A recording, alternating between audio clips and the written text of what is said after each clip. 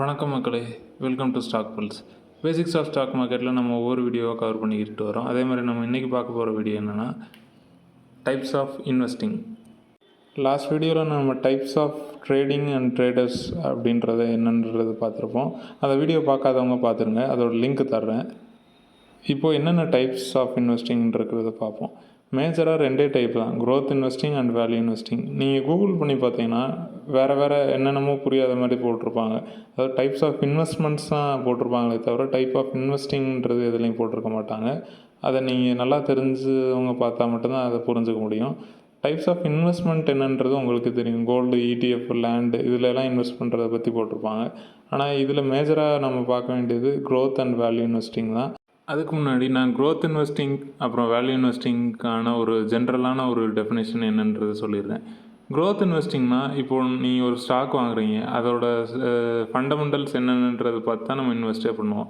So நம்ம பேசிக்காக பார்க்க வேண்டியது என்ன பார்ப்போம்னா அதோட ரெவென்யூ, அதாவது சேல்ஸ் என்னன்றது பார்ப்போம். அதுக்கப்புறம் ரெவென்யூ முடிஞ்சதுக்கப்புறம் அதோட ப்ராஃபிட், அதுக்கப்புறம் ஏர்னிங்ஸ் பெர் ஷேர், இபிஎஸ், அதாவது ஏர்னிங் பெர் ஷேர் தான் நம்ம இபிஎஸ் அப்படின்றத ஷார்ட்டாக சொல்கிறோம். சிம்பிளாக சொல்லணும்னா ஒரு கம்பெனி ரெவென்யூ அண்ட் சேல்ஸ் ரொம்ப பக்காவாக ரொம்ப ஃபாஸ்ட்டாக க்ரோ பண்ணும் அப்படின்ற ஒரு நம்பிக்கை இருந்துச்சுன்னா அந்த மாதிரி ஸ்டாக்ஸ் ஆர் ஷேர்ஸை இன்வெஸ்டர்ஸ் சூஸ் பண்ணி அதை க்ரோத் இன்வெஸ்டிங்காண்டி இன்வெஸ்ட் பண்ணுவாங்க. Second type of investing value investing. Intrinsic value அப்படின்ற ஒரு டேர்ம் சொல்லுவாங்க. அப்படின்னா என்னென்னா உள்ளார்ந்த மதிப்பு அப்படின்றது தான் அதுக்கான தமிழ் மீனிங். இப்போது உள்ளார்ந்த மதிப்பு அதுக்கும் உங்களுக்கு கிளியராக என்னன்னு தெரியல அப்படின்னா, எக்ஸாம்பிள் நீங்கள் கடைக்கு போகிறீங்க, ஒரு தோசை சொல்கிறீங்க. அந்த தோசை சொல்கிற ரேட்டு எவ்வளோன்னு கேட்டிங்கன்னா ஒரு 40 ரூபா 50 ரூபா சொல்கிறாங்க. இன்னொரு கடைக்கு போகிறீங்க, அந்த ஒரு தோசை 1 லட்சம்னு சொல்லுவாங்க. நீங்கள் வாங்குவீங்களா வாங்க மாட்டீங்களா? கண்டிப்பாக வாங்க மாட்டீங்க. ஏன்னா 1 லட்சத்துக்கு அது ஒர்த்தே இல்லை அப்படின்றது உங்களுக்கு தெரியும். 10,000 ரூபா சொல்கிறாங்க, அப்போயும் நீங்கள் வாங்க மாட்டீங்க. ஒரு 40 ரூபாலேருந்து 100 ரூபாய்க்குள்ளே சொன்னால் நான் வாங்குவேன்ப்பா அப்படின்ற ஒரு இன்ட்ரென்சிக் வேல்யூ, அதாவது அதுக்குன்னு உண்டான ஒரு உள்ளார்ந்த மதிப்பு இருக்குது பாருங்கள். அதை தெரிஞ்சு இன்வெஸ்ட் பண்ணுறது வேல்யூ இன்வெஸ்டிங். இதுதான் சிம்பிளான டெஃபினேஷன். வாங்க இன்டெப்த்தாக இதோட மீனிங் என்னென்னு பார்ப்போம். ஃபர்ஸ்ட் க்ரோத் இன்வெஸ்டிங்னா என்னன்றதை பார்ப்போம். ஆல்ரெடி பார்த்த மாதிரி இதில் ஆவரேஜ் க்ரோத் அப்படின்னு ஒரு கம்பெனிக்குன்னு ஒரு ஆவரேஜ் க்ரோத் இருக்கும் இல்லையா, அதெல்லாம் அந்த எக்ஸ்பெக்டன்சியெல்லாம் தாண்டி ஒரு கம்பெனி பெர்ஃபார்ம் பண்ணுதுன்னா அது க்ரோத் இன்வெஸ்டிங்க்கான ஒரு பர்ஃபெக்ட் ஸ்டாக் அப்படின்றத சொல்லலாம். க்ரோத் ஸ்டாக்ஸ்ன்னு சொல்லுவாங்க. அந்த க்ரோத் ஸ்டாக்ஸுக்கு சில க்ரைட்டீரியாஸ் இருக்குது. அதில் ஒன் ஆஃப் த க்ரைட்டீரியாஸ் என்னென்னா அந்த ஸ்டாக்ஸ் ஒரு மொமெண்டம் அதிகமாக இருக்கும். மொமெண்டம்னா எதுவும் இல்லை, ஷார்ப் இன்க்ளைன் அண்ட் டிக்ளைன், அதாவது ஏற்ற இறக்கங்கள் ரொம்ப ஃபாஸ்ட்டாக இருக்கும். இது ரொம்ப ஷார்ட் டைமில் இருக்கும் அப்படின்றது பார்க்குறோம். க்ரோத் ஸ்டாக்ஸ் மேக்ஸிமம் டிவிடெண்ட் இன்வெஸ்டர்ஸுக்கு ப்ரொவைட் பண்ண மாட்டாங்க.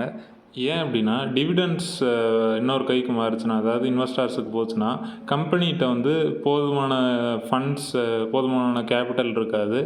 அந்த ப்ராஃபிட்டை அவங்களே வச்சு அவங்க மேபி அவங்களோட கம்பெனி எக்ஸ்பேண்ட் பண்ணலாம். ஸோ அந்த க்ரோத் இன்னுமே ஹையாக இருக்கும். அதனால் மேக்ஸிமம் எப்போயுமே பொதுவாக க்ரோத் ஸ்டாக்ஸ் அப்படின்னு கன்சிடர் பண்ணிங்கன்னா டிவிடெண்ட்ஸ் ப்ரொவைட் பண்ண மாட்டாங்க. இன்னொரு ஃபீச்சர் என்னென்னா க்ரோத் ஸ்டாக்ஸோட இன்வெஸ்ட்மெண்ட் எப்போயுமே கொஞ்சம் ரிஸ்கியாக இருக்கும். ஏன் அப்படின்னு கேட்டிங்கன்னா, நம்ம ஆல்ரெடி பார்த்துருப்போம் இந்த ஷார்ப் இன்க்ளைன் டிக்ளைன்லாம் ரொம்பவே இருக்கும் அப்படின்ற மொமெண்டம் அதிகமாக இருக்கும்ன்றது. ஸோ நீங்கள் வாங்கி மேலேயே போயிட்டு இருந்துச்சுன்னா அது எதுவுமே அப்படி போகாது. ஆனால் மேலே போயிட்டு கீழவும் வரும் இல்லையா, அது கீழே வர்றப்போ நிறையா லாஸும் இன்கர் பண்ண சான்சஸ் இருக்குது. ஸோ அதனால் க்ரோத் ஸ்டாக்ஸில் எப்போயுமே இன்வெஸ்ட்மெண்ட் உங்களோட கேபிட்டல் ரிஸ்கில் தான் இருக்கும் most of the time. Another feature, எப்போவுமே க்ரோத் ஸ்டாக்ஸுக்கு ஹை பிஇ ரேஷியோ இருக்கும். ரொம்பவே அதிகமான பிஇ ரேஷியோ இருக்கும். நீங்கள் நார்மலான ஸ்டாக்ஸுக்கு பார்த்தீங்கன்னா ஒரு 20, 30, 40, ஈவன் 50 கூட இருக்கலாம். ஆனால் அந்த மாதிரி க்ரோத் ஸ்டாக்ஸுக்கு ரொம்ப 100, 200, ஈவன் 300 கூட இருக்கலாம். பிஇ ரேஷியோ அப்படின்னா என்னன்னு தெரியாட்டி நீங்கள் கமெண்ட் செக்ஷனில் கமெண்ட் பண்ணுங்கள், அதை பற்றி தனியாக ஒரு வீடியோ பண்ணுறேன். இப்போதைக்கு பிஇ ரேஷியோன்றது ஒரு நம்பர்.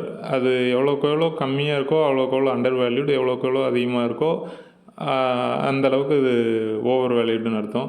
எதை வச்சு இது அண்டர் வேல்யூடு லோ, அதாவது எந்த number under valued low high valued அப்படின்னு நீங்கள் கேட்டிங்கன்னா, அதுக்குன்னு இண்டஸ்ட்ரி ஸ்டாண்டர்ட்ஸ் இருக்கும். இப்போது ஒரு 10 கம்பெனி இருக்குன்னா 10 கம்பெனிக்குன்னு ஒரு ஒரு ஆவரேஜ் நம்பர் இருக்கும் பார்த்தீங்களா, அந்த நம்பரை வச்சு தான் அது ஹையாக லோவான்றது டிசைட் பண்ணுவாங்க.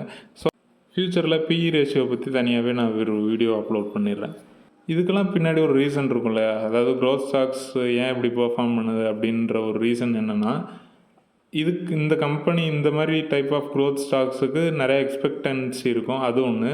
அதுக்கப்புறம் இது யூனிக்காக இருக்கும், இது வந்து ஃப்யூச்சரில் ரொம்பவே பயங்கரமாக பெர்ஃபார்ம் பண்ணும் அப்படின்ற ஒரு ஹெவியான ஒரு நம்பிக்கை இருக்கும்.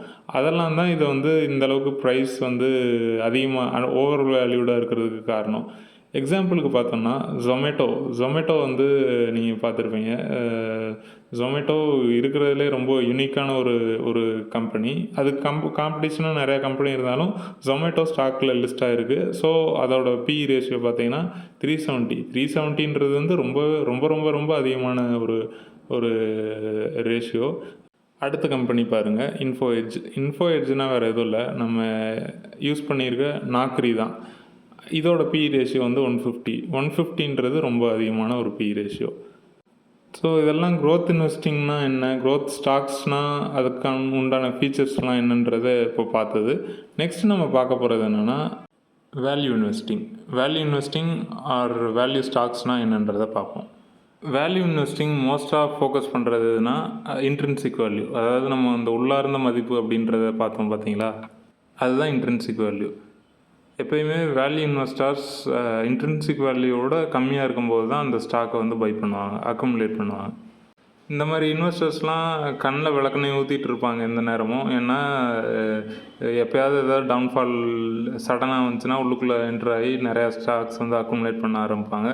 எக்ஸாம்பிள் கொரோனா டைமில் வந்து இந்த டைப் ஆஃப் இன்வெஸ்டர்ஸ், அதாவது வேல்யூ இன்வெஸ்டர்ஸ் வந்து இந்த மாதிரி டைம் வந்து அவங்களுக்கு ஒரு பொண்ணான டைம். அந்த டைமில் வந்து டக்குன்னு உள்ள ஜம்ப் பண்ணி நிறையா ஸ்டாக்ஸ் வந்து அக்குமுலேட் பண்ண ஆரம்பிச்சிருவாங்க. வேல்யூ இன்வெஸ்டிங் வந்து அப்படியே க்ரோத் இன்வெஸ்டிங்க்கு ஆப்போசிட். இது வந்து ரொம்பவே ஸ்லோவாக, அதாவது ஆம வேகத்தில் போகக்கூடிய இது. எக்ஸாம்பிளுக்கு ஆயில், அதாவது க்ரூட் ஆயில், கச்சா எண்ணெய் இருக்குது பார்த்தீங்களா, அதெல்லாம் கொரோனா டைமில் ரொம்பவே கம்மியாக வந்துச்சு, கீழே விழுந்துச்சு. ஈவன் நெகட்டிவில் கூட போக ஆரம்பிச்சிருச்சு. அப்போலாம் அந்த டைமில் எக்ஸாம்பிள் $1 கிடைக்கிற கச்சா எண்ணெய், அது வந்து வேல்யூ இன்வெஸ்டிங்க்கு ஒரு எக்ஸாம்பிளாக சொல்கிறேன். அது $1 வாங்கி இப்போது மேக்ஸிமம் ஒரு ஜஸ்ட் இன் கேஸ் ஒரு $100 போச்சுன்னா அது பாருங்கள் எங்கேருந்து ரொம்பவே ஹெவியான ஒரு ப்ராஃபிட் இல்லையா. இந்த மாதிரி தான் வேல்யூ இன்வெஸ்டர்ஸ் எப்பயும் பிஹேவ் பண்ணுவாங்க. அதாவது இன்ட்ரின்சிக் வேல்யூ கீழே வாங்கி நல்லா லாபத்துக்கு நல்ல ப்ரைஸ் வந்தோடனே அதை விற்றுட்டு வெளியில் போயிடுவாங்க. இந்த டைப் ஆஃப் இன்வெஸ்டர்ஸ் மேக்ஸிமம் டிவிடெண்ட்ஸ்லையும் டிபெண்ட் பண்ணியிருப்பாங்க. அதாவது டிவிடெண்ட்ஸும் உங்களுக்கு நல்ல ஒரு அமௌண்ட் வந்து ரெகுலராக தந்துக்கிட்டு இருக்கும். சிம்பிளாக வேல்யூ இன்வெஸ்டிங்னா என்னென்னா, பிஇ ரேஷியோ வந்து ரொம்ப கம்மியாக இருக்கும். அந்த மாதிரி ஸ்டாக்ஸை வாங்கி போட்டு ரொம்பவுமே அவங்க வெயிட் பண்ணுவாங்க. ஸோ அதுதான் வேல்யூ இன்வெஸ்டிங்க்கான ஒரு simple example. Warren Buffett, Charlie Munger, இந்த மாதிரி பேர்கள்லாம் நீங்கள் கேள்விப்பட்டிருந்தீங்கன்னா இவங்களாம் இந்த டைப் ஆஃப் இன்வெஸ்டிங் தான் பண்ணிகிட்டும் இருக்காங்க. இதுக்கு சில எக்ஸாம்பிள்ஸ் பார்த்துடலாம். இன்ஃபோசிஸ், டிசிஎஸ், இது ரெண்டும் உங்களுக்கு என்னென்னு தெரியும். கிளென்மார்க்ன்றது ஒரு ஃபார்மசூட்டிக்கல் கம்பெனி. இந்த மாதிரி கம்பெனிஸ்க்கெலாம் மேக்ஸிமம் இந்த பிஇ ரேஷியோ ஒரு 30 to 40 தான் இருக்கும். ஈவன் சில டைமில் இது 2015 கூட இருந்துச்சு. அந்த மாதிரி டைம்லலாம் இன்வெஸ்டர்ஸ், அதாவது வேல்யூ இன்வெஸ்டர்ஸ் வாங்கி அக்குமுலேட் பண்ண ஆரம்பித்து அது போக நல்ல ஒரு இவங்க மோஸ்ட்டாக ரொம்பவே லாங் டேர்முக்கு தான் இவங்க வச்சுருப்பாங்க. லாங் டேர்ம்னால் 1 வருஷம் 2 வருஷம் இல்லை, ஒரு 10 வருஷம் 20 வருஷம், அந்த அளவுக்கு ரொம்பவே எக்ஸ்டென்சிவான ஒரு பீரியடில் தான் இவங்க எய்ம் பண்ணுற ஒரு டைம் பீரியடாக இருக்கும். வேல்யூ இன்வெஸ்டிங் அண்ட் க்ரோத் இன்வெஸ்டிங்கோட கீ டிஃப்ரென்சஸ் என்னன்றதை நீங்கள் பார்த்தா உங்களுக்கே தெரியும். இந்த டேபிளில் கொடுத்துருக்கிறது உங்களுக்கே பார்த்தாவே புரியும். வீடியோவை பாஸ் பண்ணி இது என்னென்னன்றதை நீங்களே பார்த்து எதுவும் புரியாட்டி கமெண்ட் செக்ஷனில் கமெண்ட் பண்ணுங்கள். அதுக்கு நான் முடிஞ்ச அளவுக்கு ரிப்ளை பண்ண பார்க்குறேன். இந்த வீடியோவில் நம்ம டைப்ஸ் ஆஃப் இன்வெஸ்டிங் பற்றி பார்த்துருப்போம், அதாவது க்ரோத் அண்ட் வேல்யூ இன்வெஸ்டிங். இந்த வீடியோ உங்களுக்கு பிடிச்சிருந்துச்சுன்னா லைக் பண்ணுங்கள். உங்கள் ஃப்ரெண்ட்ஸ் அண்ட் ஃபேமிலி யாருக்காவது இந்த வீடியோ தேவைப்படும்னு நினச்சிங்கன்னா அவங்களுக்கு ஷேர் பண்ணுங்கள். சப்ஸ்கிரைப் பண்ணாதவங்க சப்ஸ்கிரைப் பண்ணிக்கிங்க. தேங்க்யூ.